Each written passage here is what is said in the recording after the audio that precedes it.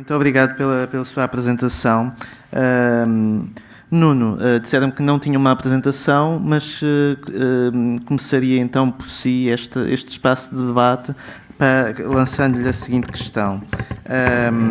Na perspectiva da Zero e no que respeita à descarbonização dos combustíveis, Portugal está a portar-se bem ou não?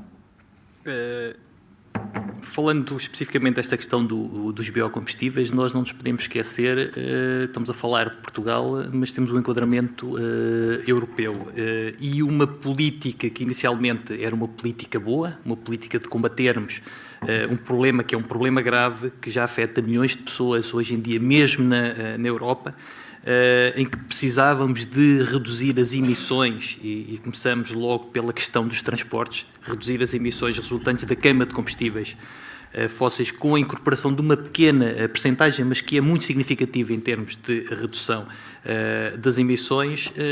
Nós, após 10 anos de aplicação, constatou-se que houve aqui coisas que não funcionaram muito bem. A utilização das culturas alimentares, é claro que é mais fácil, é mais barato utilizarmos o óleo de palma, utilizarmos outros óleos vegetais, mas nós tivemos impactos muito significativos a milhares de quilómetros de distância e muitas vezes o próprio consumidor não tem a noção do que se passa. No passado falamos muito da questão do óleo de palma da alimentação e as pessoas tiveram muito cuidado de vamos deixar de consumir produtos com óleo de palma. Há muitas bolachas, há umas famosas bolachas que têm na sua composição óleo de palma, mas a maior parte do consumidor não tinha a mínima noção que o combustível, o biodiesel que estava a incorporar na sua viatura podia ter óleo de palma.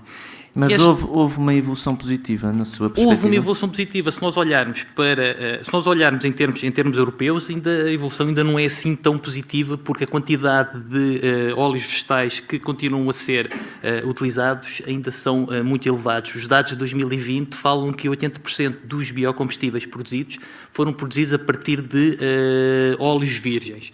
Em Portugal, se nós pegarmos nos dados e pensarmos que em 2016 54% do biodiesel era produzido a partir de óleos vegetais e hoje em dia, dados de 2021, eu penso que não estou equivocado, só cerca de 26% do biodiesel é que foi produzido a partir de óleos virgens. Quer dizer, nós tivemos um bom avanço, substituímos os óleos virgens por matérias residuais, fomos valorizar as matérias residuais, muitas delas não tinham outra solução a não ser queimar ou encaminhar para aterro. No entanto, ao longo deste caminho nem tudo foi muito positivo. Muito positivo porquê? Pegando outra vez na questão do óleo de palma, em 2016 nós tínhamos uma utilização quase residual, estávamos a falar em cerca de 3.000 metros cúbicos. Eu na altura, foi quando eu comecei a trabalhar com a questão dos biocombustíveis, foi na altura que a Zero, que tinha sido criada há muito pouco tempo, começamos a trabalhar na componente de advocacy das políticas europeias e nacionais. Eu fiquei convicto que Portugal está no bom caminho, mas fiquei extremamente espantado quando nos anos a seguir houve uma grande importação de óleo de palma para a produção de HVO. Em 2021, este valor, em termos de produção nacional, já diminuiu, mas também constatamos que, fruto de uma alteração legislativa, a indústria reinventou-se uma vez mais e passou a importar biocombustíveis produzidos a partir de efluentes de óleo de palma, de cachos vazios e palma. Estamos a falar de valores na ordem dos 45.000 metros cúbicos.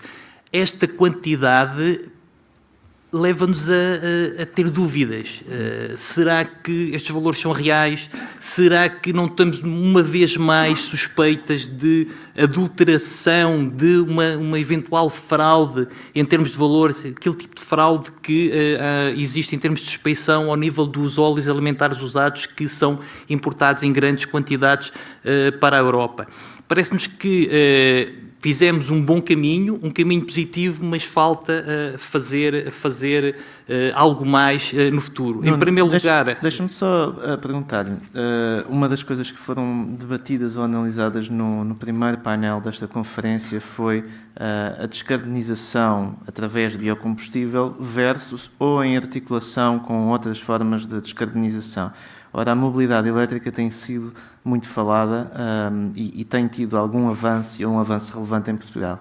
Para uma associação ambientalista como a Zero, é preferível definir um caminho à partida focado na eletrificação dos consumos, reconhecendo que nem toda a eletricidade que é produzida no país ou na Península Ibérica será 100% renovável no momento de hoje, ou temos de contar, de facto, com os biocombustíveis, com tudo o que eles possam ter de negativo, de importação de biocombustível, cujas origens nem sempre são muito claras. Assim, isto é público, a Zero defende uma eletrificação da sociedade, mas também não nos podemos esquecer que pensarmos em substituir cada um dos carros a combustível fóssil por um carro elétrico, nós não vamos resolver problema nenhum, vamos terminar com um problema e vamos criar um novo problema. Nós temos de alterar o paradigma em termos de transporte da nossa sociedade, especialmente nas grandes cidades. O transporte público deve ser a prioridade e não o transporte privado. Muitas vezes, quem mora nas cidades queixa-se muito do elevado tráfego. Este elevado tráfego não vai ser resolvido se substituirmos o nosso carro a gasóleo por um carro elétrico. Vamos ter a mesma quantidade, o mesmo número de carros nas cidades. Temos de fazer uma alteração em termos de paradigma. A questão que o Sr. Secretário de Estado estava a falar de apostar-se na eletrificação. Nós certamente vamos ter de apostar na eletrificação, mas os biocombustíveis vão ter sempre aqui um papel extremamente importante, porque tenho sérias dúvidas que nós façamos já uma transição para a eletrificação de hoje para amanhã. Isto ainda vai demorar alguns anos, porque o cidadão continua a adquirir carros novos a gasóleo, carros novos a gasolina, e esse investimento tem de haver algum retorno, não é compramos agora e vamos já substituir imediatamente por outros. No entanto, aqui nesta questão dos biocombustíveis é algo que é extremamente importante, que é credibilizar o mercado. Por um lado, apostarmos muito na questão da rastreabilidade das matérias-primas, especialmente estas matérias-primas para as quais existem muitas dúvidas. Estamos a falar dos óleos alimentares usados. Também temos de falar agora desta questão dos efluentes da indústria de palma, que devido às quantidades existem muitas dúvidas. E quem é que tem a responsabilidade nessa matéria? Porque, como já aqui ouvimos também, há 4 entidades públicas distintas que acompanham a área dos combustíveis. Nem sempre é muito claro, pelo menos para mim, estou de fora, onde é que começa e onde é que termina a responsabilidade de cada entidade nesse capítulo do rastreamento da origem dos biocombustíveis e da fiscalização. O que é que está a falhar ou a quem é que devem ser pedidas responsabilidades? Isto não é um problema só nacional, isto é um problema europeu, tem de ser resolvido a nível europeu para que possamos ter uma rastreabilidade não só desde a fonte, o país, por muitos destes produtos são importados de fora do país, mas desde que entra na Europa que nós consigamos seguir de forma séria todas estas matérias-primas. Para além desta questão, nós também não nos podemos esquecer, estamos a falar de resíduos, mas temos de dar certamente cumprimento à cascata dos resíduos. Nós só vamos queimar os resíduos em último caso. Se nós pudermos ter uma outra forma de valorização de produtos com mais-valia, deveremos avançar e só no final fazer esta valorização energética. Obrigado, Nuno.